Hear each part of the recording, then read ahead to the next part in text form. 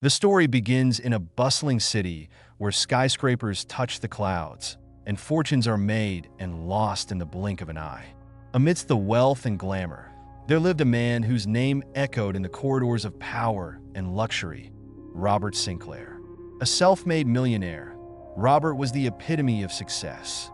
Sharp, strategic, and relentless. With an empire built on real estate, investments, and luxury hotels, he had the world at his feet.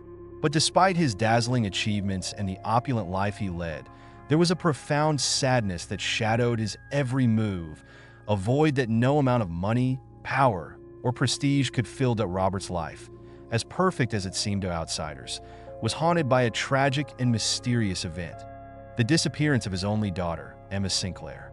Emma had been the light of Robert's life, a vibrant and compassionate young woman with an infectious zest for adventure. She had inherited her father's sharp mind and her late mother's artistic soul, often blending her business acumen with a passion for the arts. Emma was set to be Robert's successor, the one who would carry his legacy forward. But one fateful day, 2 years ago, she vanished without a trace. The disappearance was sudden, unexpected, and sent shockwaves through Robert's life. One moment, Emma was at the family's summer home on the outskirts of the city, preparing for a quiet weekend getaway. The next, she was gone. No notes, no calls, no signs of a struggle, just a chilling silence that left Robert and the authorities baffled. Robert spared no expense in the search for his daughter.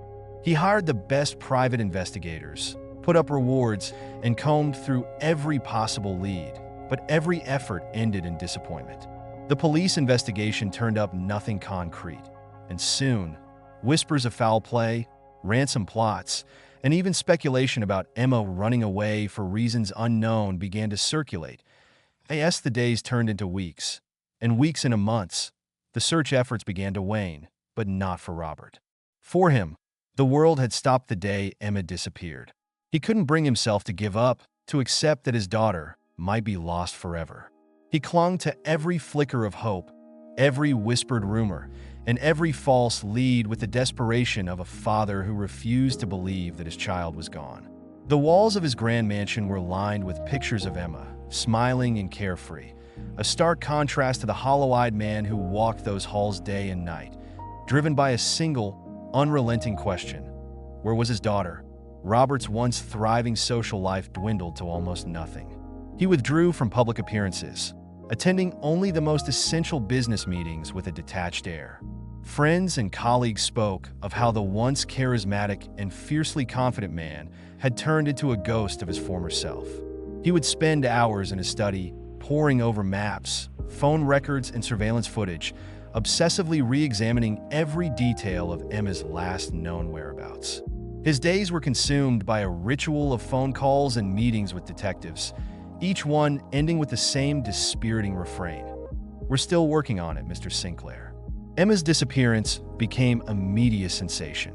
Tabloids and news outlets ran endless speculations, but no one knew the real toll it took on Robert.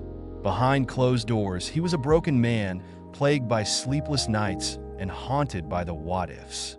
He often replayed their last conversation in his mind, searching for any hint of what was to come. It had been a simple exchange about her plans for the weekend, with Emma's laughter echoing over the phone. She had been excited, carefree. There were no signs of distress, no hint that anything was amiss. "See you on Monday, Dad," were the last words she said. Robert clung to those words like a lifeline, the promise of a reunion that never came, that in the early days of Emma's disappearance.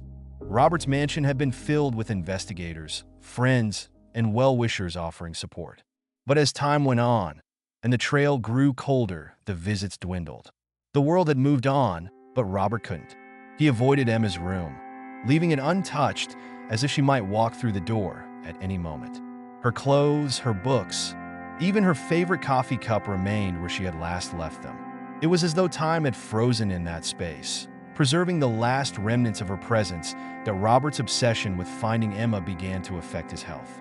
He lost weight, his hair grayed prematurely, and dark circles formed under his eyes. His closest confidant and business advisor, William, frequently urged him to take care of himself, to step back, if only for a moment, and try to find some semblance of normalcy. But Robert's answer was always the same. I can't stop until I find her. On particularly dark nights, when sleep eluded him, Robert would wander into Emma's art studio, a small, sunlit room at the back of the mansion. Emma had loved painting. It was her way of expressing the emotions she couldn't put into words. Canvases lined the walls, filled with vibrant, expressive works that captured her view of the world. Cityscapes, abstract forms, and portraits that seemed to breathe with life. Robert would often stand in front of her last unfinished piece, a large canvas of swirling blues and greens, imagining what it would have looked like had she completed it. That studio was both a comfort and a torture. It was a sanctuary filled with the essence of his daughter, but it also served as a cruel reminder of all that was lost. Sometimes Robert would run his fingers over the dried paint, feeling a connection to Emma in those rough, colorful textures. In those moments, he could almost hear her voice, feel her presence, and for a fleeting second, it was as if she was right there beside him. But reality always intruded, bringing with it the crushing weight of his loneliness. Robert had never been a religious man, but he found himself praying, bargaining with any higher power that might listen. He promised to be a better man, to give away his fortune, to dedicate his life to charity. Anything if it meant seeing Emma again. Yet, each day ended the same, with no answers and no Emma. That Robert's wealth and influence, which had once seemed like his greatest assets, now felt meaningless. He had spent millions searching for his daughter, but no amount of money could bring her back. Friends who tried to console him were met with a distant gaze. Their words felt empty, mere platitudes that only deepened his sense of isolation. Even the city that Robert had once dominated now felt like an empty shell, filled with memories that taunted him at every turn. In the quiet hours of the night, Robert would sit alone in his grand study, surrounded by the trappings of his success, awards, framed articles, and photos of him shaking hands with world leaders. But all of it felt hollow. There was no one left to share it with, no one to celebrate his victories. He would often stare at a particular family photo taken just months before Emma's disappearance. It was from a gala event, and in it Emma was laughing, her eyes sparkling with joy. Robert's heart would ache with the thought that he hadn't appreciated those moments enough, hadn't told her how much she meant to him nearly as often as he should have. Despite his despair, Robert's love for Emma fueled his determination to keep searching. He became obsessed with understanding every detail of the days leading up to her disappearance.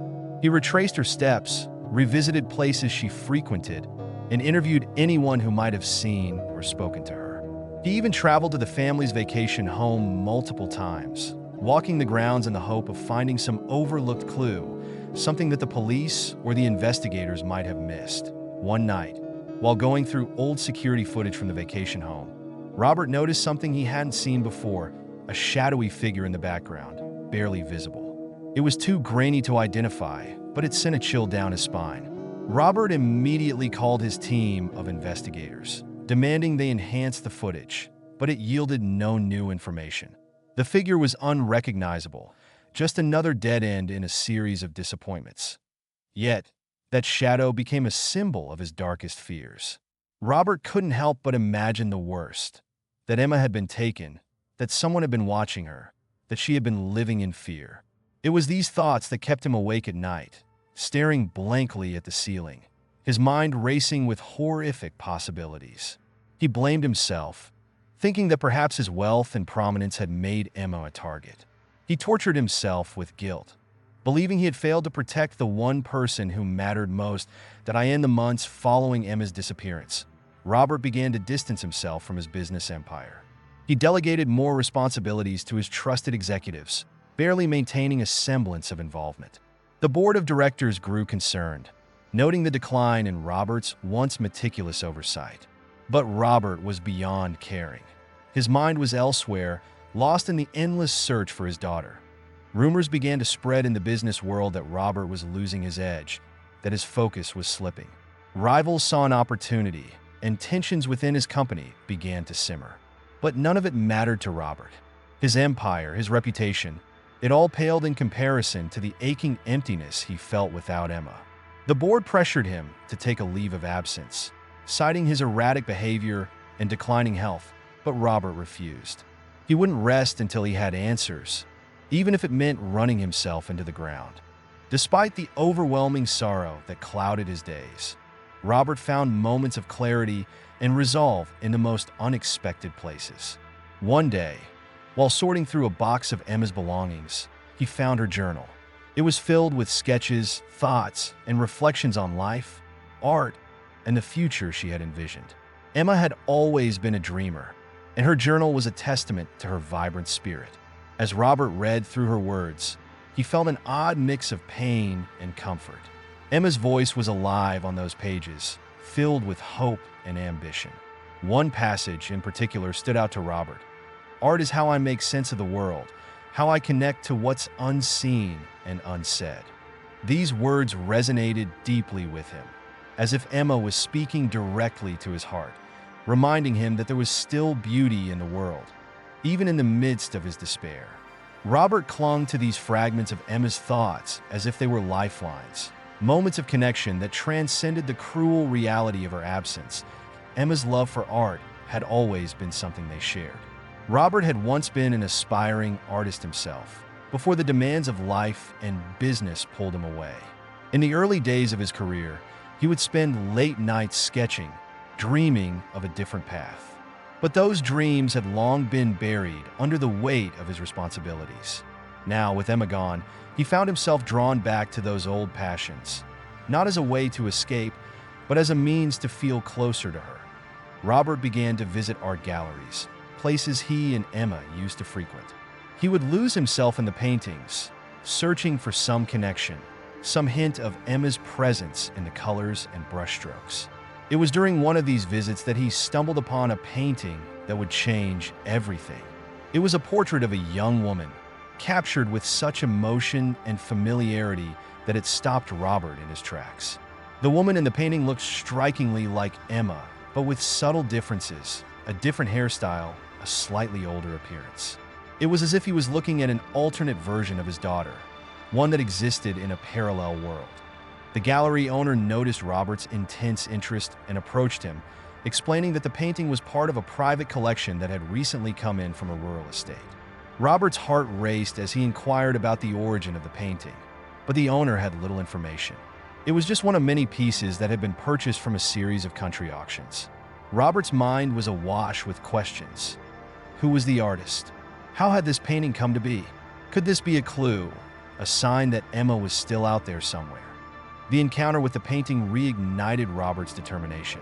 It was a strange, almost mystical experience that left him both hopeful and unsettled. He knew he had to track down the origins of that artwork, to find out why a face so hauntingly familiar to him had ended up in an obscure gallery. For the first time in months, Robert felt a glimmer of purpose, a new lead that might finally unravel the mystery that had consumed his life.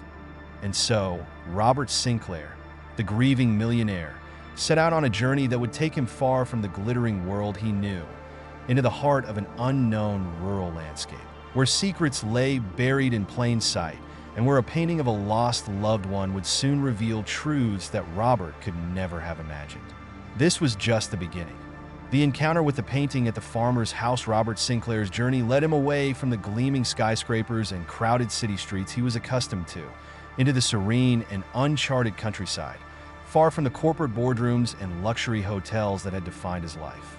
The search for his daughter, Emma, had taken many unexpected turns, but none as peculiar as the one he was about to embark upon. After seeing the painting of a woman who resembled Emma in a small city gallery, Robert became obsessed with uncovering its origins. The gallery owner's vague description about the painting's rural roots left Robert restless, and he couldn't shake the feeling that this painting was more than a coincidence. It was a clue, a flicker of hope that his daughter was somehow connected to this remote place.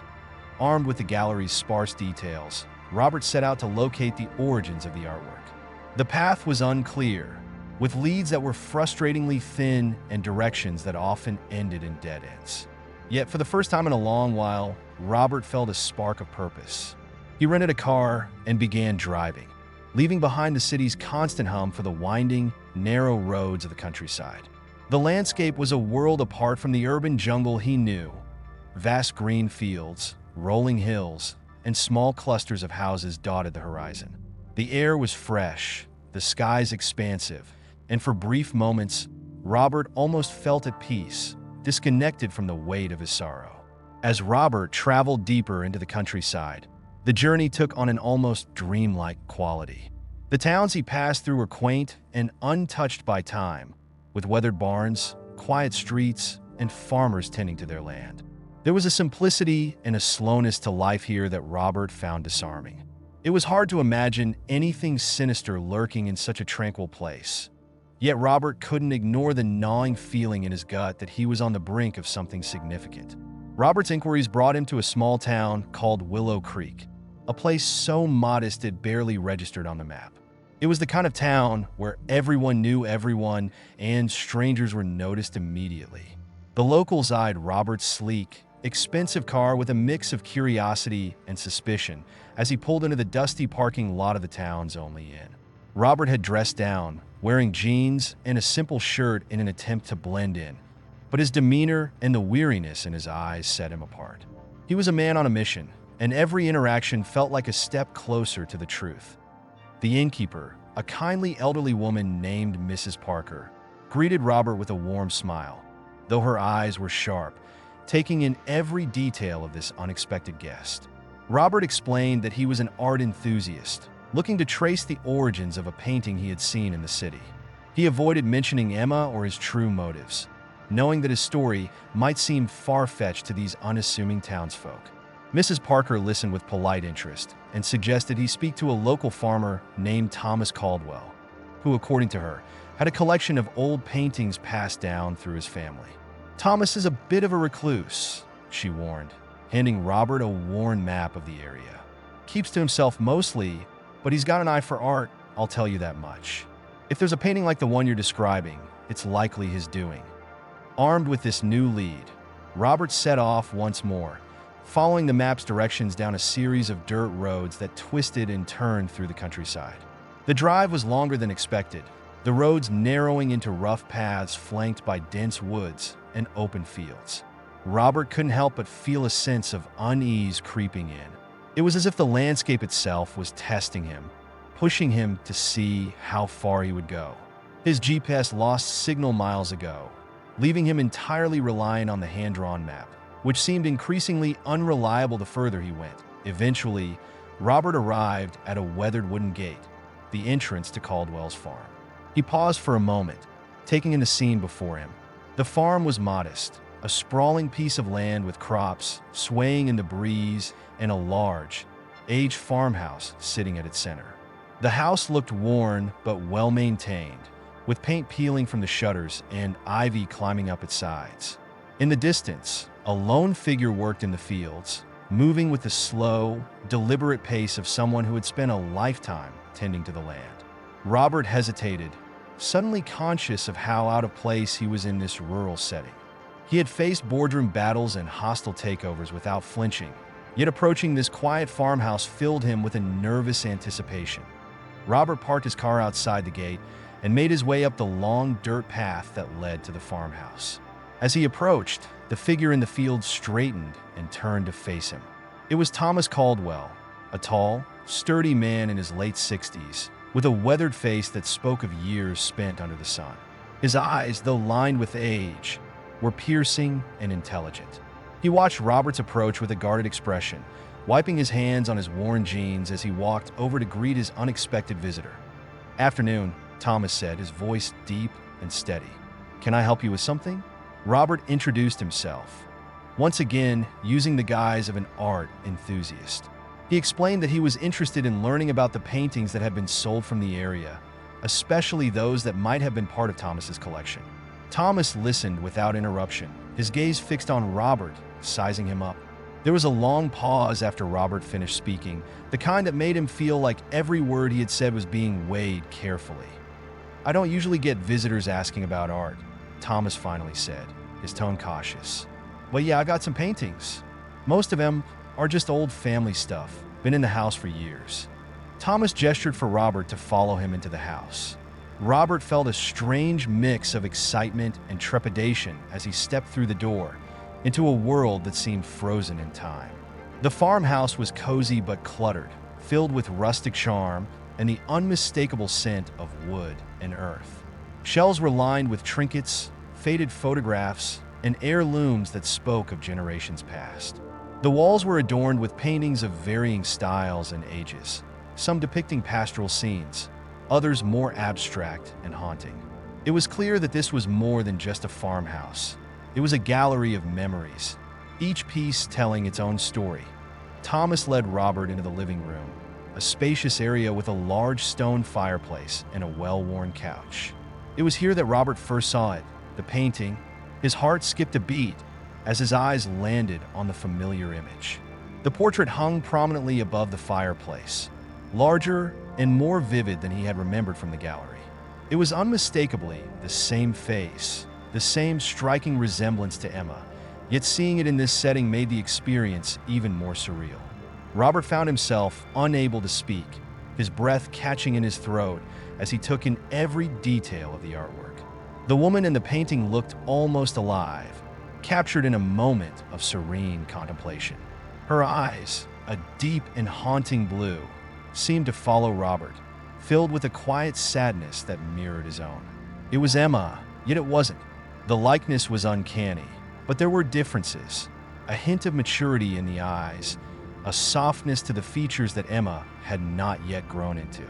It was as if the artist had captured not just a physical resemblance, but a deeper essence, something intangible and profound. Thomas watched Robert's reaction closely, sensing the emotional impact the painting was having on him. "Beautiful, isn't she?" Thomas said quietly, breaking the silence that had settled between them. "That one's been here for as long as I can remember. My mother used to say it was painted by a traveling artist who passed through town years ago, long before my time." Robert tore his eyes away from the painting, struggling to compose himself. He wanted to ask 100 questions all at once. Who was the artist? Why did this woman look so much like Emma? But he knew he had to tread carefully. There was something about Thomas's guarded demeanor that told Robert this was a man who valued his privacy, who wouldn't take kindly to prying from a stranger. "Do you know anything else about it?" Robert asked, trying to keep his voice steady. "The artist, the woman, anything?" Thomas shrugged, his gaze flickering back to the painting. "Not much, I'm afraid. My mother used to tell stories, about the people in the paintings. Said this one was some lost soul the artist met on his travels. A sad story, she'd say, but she never gave much detail. Just another piece of the past, I suppose." Robert's mind raced. The connection between the painting and Emma seemed too strong to be mere coincidence, but the lack of concrete information was maddening. He studied Thomas, wondering if the old farmer knew more than he was letting on. There was a guardedness in his eyes, a hint of something unspoken that made Robert uneasy. The conversation felt like a game of chess, each word carefully chosen, each question met with a measured response. Despite Thomas's reticence, Robert couldn't tear his thoughts away from the painting. It was as if it held some hidden message, a clue that only he could decipher. He asked if he could take a closer look, and Thomas nodded, stepping aside to give Robert space. Robert approached the painting, his eyes tracing every brushstroke, every subtle shift in color and light. He reached out, almost instinctively, his fingers grazing the edge of the frame. There was something oddly familiar about the way the light played on the woman's face, the way her eyes seemed to hold secrets that were just out of reach. Yes, Robert stood there, lost in the painting. A strange sensation washed over him, a mix of hope, fear, and an unshakable feeling that he was on the cusp of something life-altering. The answers he sought felt tantalizingly close, yet still just beyond his grasp. For the first time since Emma's disappearance, Robert felt the faint stirrings of belief that somehow, some way, this painting was a sign that Emma's story was far from over, and that the journey to uncover the truth had only just begun. Unraveling secrets, the farmer's revelation, and the hidden diary. Robert Sinclair's encounter with the painting at Thomas Caldwell's farmhouse had been a turning point, stirring emotions and questions that refused to settle. The painting of the woman who resembled Emma lingered in his mind, haunting him in ways he couldn't quite explain. The visit to the farmhouse had been brief, and Thomas Caldwell's reticent answers left Robert with more questions than when he'd arrived. The face in the painting had looked so familiar, yet Thomas's vague stories about a traveling artist and a mysterious woman provided little in the way of concrete answers. Robert knew that he couldn't stop now. He was too close to something significant, a revelation that felt almost within his grasp. Determined to dig deeper, Robert returned to his hotel in the nearby town of Willow Creek, his mind racing with possibilities. He spent hours scouring the internet, combing through art databases, local archives, and any records that could provide clues about the painting's origins. But each search turned up nothing. The painting seemed to exist outside the realm of documented art, as if it had been deliberately hidden from the world. Frustrated but undeterred, Robert knew his next step had to be a return to Thomas Caldwell's farm. There was something Thomas wasn't telling him, something buried beneath the farmer's guarded demeanor. The next morning, Robert drove back to the farmhouse, the early light casting long shadows across the fields. This time, he was resolved to get answers. He found Thomas in the barn, mending an old fence. The farmer looked up as Robert approached, his expression a mix of curiosity and resignation, as if he had expected Robert's return. Robert greeted him, but there was an urgency in his tone that hadn't been there before. "Thomas, I need to know more about that painting," Robert said, his voice firm. "I've been searching for my daughter for months. That woman in the painting, she looks just like her. I need to know who she is." Thomas paused, his gaze shifting away from Robert. The air between them grew tense, thick with unspoken truths. Robert could see the conflict in the older man's eyes, the hesitation and the weight of whatever he was holding back. Finally, Thomas sighed, setting down his tools and motioning for Robert to follow him back to the house. Inside, the farmhouse felt different this time. Quieter, almost expectant. Thomas led Robert into the kitchen, where they sat at a wooden table that had seen countless meals and conversations over the years. Thomas poured them both a cup of coffee, his hands steady, but his demeanor noticeably more somber. "Look, I don't know much," Thomas began, his voice low and gravelly. "But there's a story my mother used to tell me about that painting and the woman in it. She called her the ghost of Willow Creek. Said she was a stranger who showed up in town one summer, years before I was born." Robert leaned in, listening intently as Thomas continued. The story unfolded slowly, each word laden with the weight of old memories and faded whispers. "According to my mother, this woman, no one knew her real name, appeared out of nowhere. She was beautiful, quiet, kept to herself. The townsfolk thought she was just passing through, but she stayed longer than anyone expected. Rumors spread, you know how small towns are. Some said she was running from something, others said she was searching for someone. But the one thing everyone agreed on was that she was hiding a deep sadness." Robert's heart pounded as he listened. The story felt eerily familiar, echoing the fears and uncertainties that had plagued him since Emma's disappearance. He could picture this mysterious woman, lost and alone in a town that wasn't her home, much like he imagined Emma might have been. "One day, she just disappeared," Thomas said, his voice tinged with a sadness that seemed to transcend time.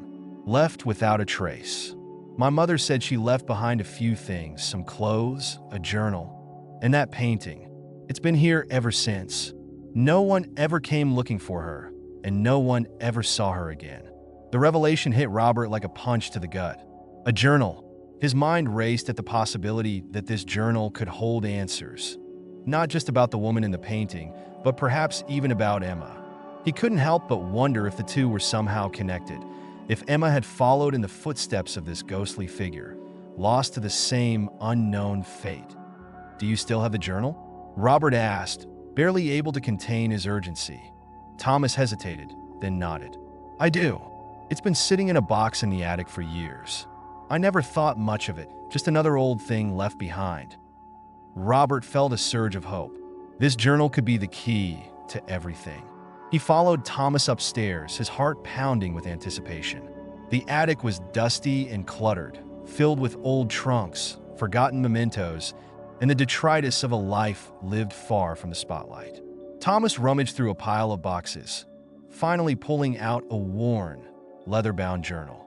He handed it to Robert, who took it with trembling hands. The journal was old, the leather cracked, and the pages yellowed with age. Robert opened it carefully, his eyes scanning the faded handwriting. It was filled with sketches, much like Emma's own journal had been, along with notes, reflections, and cryptic musings. As he flipped through the pages, Robert felt an overwhelming sense of déjà vu. The woman's thoughts were fragmented, her words often disjointed, as if she had been writing in a state of turmoil. One passage caught Robert's eye. It was written in a hurried scrawl, the letters uneven, as if penned in a moment of desperation. "I thought I saw her today. The girl with the sad eyes. She looked just like me, only younger. I tried to call out, but she vanished before I could reach her. I don't know what's real anymore. I'm afraid I'm losing myself." Robert's breath caught in his throat. The words were haunting, almost prophetic, and they struck a chord deep within him. The woman had seen someone, a girl with sad eyes who resembled her. Could this have been Emma? Had Emma somehow crossed paths with this woman, drawn into the same mysterious undercurrent that had claimed her? The journal was filled with similar entries, snippets of a life lived on the edge of reality. There were sketches of places Robert didn't recognize. A lake surrounded by tall pines, a dilapidated house covered in ivy, and portraits of people whose faces were blurred as if the artist could not fully recall them. One sketch, however, stood out, a detailed drawing of a farmhouse that looked remarkably like Thomas Caldwell's. It was almost identical, down to the ivy climbing up the walls and the old wooden shutters. Robert turned the page, and there was another drawing, this time of a young woman sitting by the lake. The resemblance to Emma was undeniable. The way her hair fell, the curve of her neck, the distant look in her eyes. Robert's pulse quickened. This couldn't be a coincidence. It was as if Emma had been here, in this very place, somehow connected to the mysterious woman who had vanished all those years ago. Thomas watched Robert closely, sensing the impact the journal was having on him. "There's something else," Thomas said, breaking the silence. "My mother always said that the woman used to talk about a secret, something she couldn't share with anyone. She was always writing, drawing, like she was trying to make sense of it all. Maybe that's why she left the journal behind, like she knew someone would need it one day." Robert looked up from the journal, his mind spinning. The pieces were starting to come together, but they formed a picture that was both incomplete and unsettling. The journal felt like a bridge between the past and the present, connecting two lost souls who had somehow found their way to the same remote corner of the world. Robert couldn't shake the feeling that Emma had been following a path laid out by this mysterious woman, drawn into a story that was still unfolding. "What do you think happened to her?" Robert asked, his voice barely above a whisper. Thomas shrugged, his expression pensive. "No one knows. Some say she just moved on, found another town to disappear into. Others say she couldn't escape whatever she was running from. But my mother always believed she was looking for someone, and that she'd never find peace until she did." Robert nodded, his thoughts drifting back to Emma. He wondered if his daughter had been searching for something too, something that had led her away from everything she knew. The parallels between Emma and the woman in the painting were too strong to ignore, and Robert couldn't help but feel that this was more than just a coincidence. There was a connection here, one that spanned decades and defied explanation. That Thomas's voice broke through Robert's thoughts. "If you think your daughter might have been here, you should look around. This place has seen a lot of lost souls pass through. Maybe you'll find something that'll give you the answers you're looking for." Robert thanked Thomas, his mind heavy with the weight of the journal and the secrets it held. He spent the rest of the day exploring the farm, walking through the fields and down to the lake that matched the sketches in the journal. The air was thick with the scent of earth and wildflowers, and the only sound was the gentle rustling of leaves in the breeze. Robert felt a strange sense of calm as he wandered, as if he were retracing steps that had been taken long before him. As the sun began to set, Robert found himself standing by the lake, staring at the water that shimmered with the colors of dusk. He pulled the journal from his bag, flipping through the pages once more. Each sketch, each scribbled note, felt like a piece of a larger puzzle, one that was slowly beginning to reveal itself. Robert knew that his search was far from over, but for the first time, he felt like he was no longer walking in the dark. The journal had given him a glimpse into the mind of a woman who had been lost, just as Emma was. And though the answers were still elusive, Robert couldn't shake the feeling that he was closer than ever to finding his daughter. The past and present were converging in ways he never could have imagined, and all Robert could do was follow the trail. Wherever it might lead, that as the first stars appeared in the sky, Robert made a silent promise to himself that he would keep searching, keep asking questions, until he uncovered the truth. For Emma, for the woman in the painting, and for every lost soul whose story had yet to be told. The confrontation, the revelation, and the journey forward, the days following Robert's discovery of the journal, were a blur of intense emotions, sleepless nights, and a deepening sense of purpose. Each entry he read felt like a thread connecting him closer to Emma, binding their fates in ways he had never imagined. The journal was a window into the life of a woman who, like Emma, had been adrift, searching for something or someone she had lost. Yet, despite the haunting familiarity of the words and sketches, there were still too many unanswered questions. The fragmented narrative of the mysterious woman's life left Robert with the unsettling feeling that Emma's disappearance was part of a larger, more complex story that he was only beginning to understand. But as Robert delved deeper, reading and rereading the journal's pages, he noticed something that he hadn't seen before: small, almost invisible initials at the bottom of several sketches.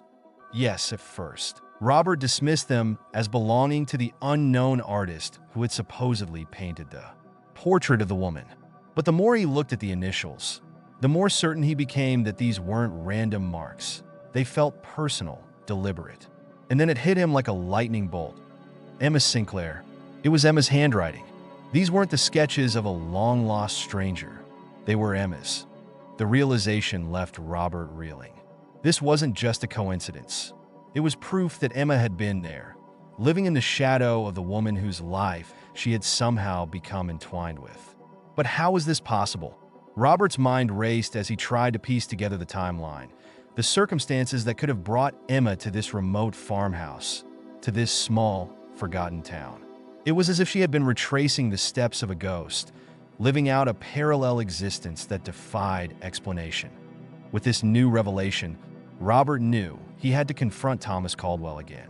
There was more to this story, and Robert was determined to find out what the farmer knew. He returned to the farmhouse the following morning, his nerves frayed but his resolve unbroken. Thomas was in the barn, busying himself with repairs, but he looked up when he saw Robert approaching. There was no surprise in his eyes this time, only a resigned acceptance that told Robert the farmer had been expecting him. Robert wasted no time. He pulled the journal from his bag and laid it on the workbench in front of Thomas, open to one of the pages bearing Emma's initials. "These aren't just any sketches, Thomas," Robert said, his voice edged with both urgency and accusation. "These were done by my daughter. Emma's been here. You knew, didn't you?" Thomas's face tightened, his eyes flickering to the journal and then back to Robert. He took a deep breath, as if weighing the consequences of what he was about to say. There was a long, heavy silence, punctuated only by the faint creaking of the barn's wooden beams. "Yeah," Thomas finally admitted, his voice low and tinged with a regret that was impossible to miss. "I knew." Robert's heart pounded in his chest. The confirmation was both a relief and a gut-wrenching blow. "Why didn't you tell me?" he demanded, his voice rising with a mix of anger and desperation. "Why keep this from me when you knew how much I was searching for her?" Thomas looked down, his expression troubled. "I didn't know how to tell you," he said quietly. "I didn't know if it was my place. I figured you'd find what you needed in your own time, the way she did." Robert stared at Thomas, trying to make sense of his words. "The way she did? What does that mean? Where is she now?" Thomas rubbed the back of his neck, a gesture of uncertainty that spoke volumes. "Emma stayed here for a while. She showed up out of nowhere, just like the other woman. At first, I thought she was just another lost soul passing through. But then I saw the painting, saw the way she'd sit in front of it, staring at that woman like she was looking in a mirror. It was like she recognized something in it, something that drew her in." Thomas paused, his gaze distant, as if he were seeing Emma's haunted figure standing before the painting once again. She asked a lot of questions about the woman, about the stories my mother used to tell. And then she started drawing, almost obsessively. I think she was trying to understand something, maybe trying to understand herself. Robert clenched his fists, the weight of Thomas's words sinking in. "Why didn't you call me? You knew who she was. You knew I was looking for her." Thomas shook his head, a pained look crossing his face. "It wasn't that simple, Robert. Emma didn't want to be found. Not at first. She was running from something, or maybe she was running to something. I don't know. But she asked me not to tell anyone, not even you. She said she needed time, needed to figure things out on her own." Robert felt a surge of anger and frustration. He had spent months searching, agonizing over every lead. And all this time, Emma had been right here, hiding in plain sight. "Where is she now?" Robert asked again, his voice breaking. "Please, Thomas. I need to know." Thomas hesitated, his eyes filled with a mixture of sorrow and empathy. "She left about a month ago," he said finally. "Didn't say where she was going, just that she needed to keep moving. But before she left, she told me something that I think you need to hear." Thomas reached into his pocket and pulled out a folded piece of paper, worn and crumpled as if it had been handled many times. He handed it to Robert, who unfolded it with trembling hands. It was a note, written in Emma's familiar, hurried handwriting. "Dad, if you're reading this, then you've found me, at least a part of me. I'm sorry for all the pain I've caused. I've been lost for a long time, trying to find answers to questions I don't even fully understand. I needed to disappear for a while, to step outside of everything and everyone I knew. I didn't mean to hurt you. I just needed to find myself. I promise I'll come back when I'm ready. Please don't stop looking for me, but don't worry either. I'll find my way home. Love, Emma." Robert's vision blurred as he read the note, his emotions swinging wildly between relief, sorrow, and a lingering sense of helplessness. Emma's words were both a promise and a plea, an acknowledgement of her pain and his, and a reminder that their connection, though strained, was not broken. She was still out there, still searching, and though Robert had no idea where she was, he knew he couldn't give up. Thomas watched Robert quietly, giving him a moment to process the contents of the letter. The barn felt heavy with unspoken emotions, the dusty air thick with the weight of everything that had been left unsaid. "I tried to help her as best I could," Thomas said softly, breaking the silence. But she was determined to do this her own way. She didn't want to be rescued. She wanted to find her own way out of the darkness. Robert nodded, wiping at his eyes. He couldn't blame Thomas. In many ways, he understood Emma's need for solitude, her desire to confront her own demons without the well-meaning interference of those who loved her. Robert had spent so much time trying to find her, but perhaps what Emma needed most was to find herself. After a long, reflective pause, Robert asked the question that had been gnawing at him since his first visit to the farmhouse. "Do you think Emma's disappearance is connected to the woman in the painting? Is she following her path?" Thomas looked thoughtful, as if considering how best to answer. "I don't know for sure, but Emma was drawn to that painting like it was a window into another world. She saw herself in it. Or maybe she saw who she was afraid of becoming. I think she felt a kinship with that woman, like they were both wandering through life without a clear destination." Robert looked at the painting on the wall, the haunting eyes of the woman staring back at him. He realized now that this wasn't just a portrait. It was a reflection of lost souls, of people searching for meaning in a world that often seemed devoid of it. Emma's connection to this place, to this story, was deeper than he had imagined, and it had both frightened and comforted her in equal measure. As Robert prepared to leave, Thomas placed a reassuring hand on his shoulder. "She'll find her way back," Thomas said with quiet conviction. "It might take time, but she's stronger than she knows. And she's not as lost as she thinks."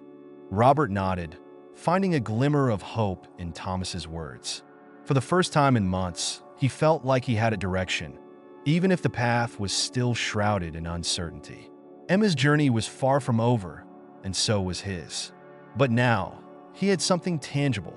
Her words, her drawings, her promise that she would come back when she was ready. Robert left the farmhouse feeling both lighter and more determined. He knew that Emma's path was her own, and that he couldn't force her to come home before she was ready. But he also knew that he would never stop searching, never stop holding on to the hope that one day he would see his daughter again.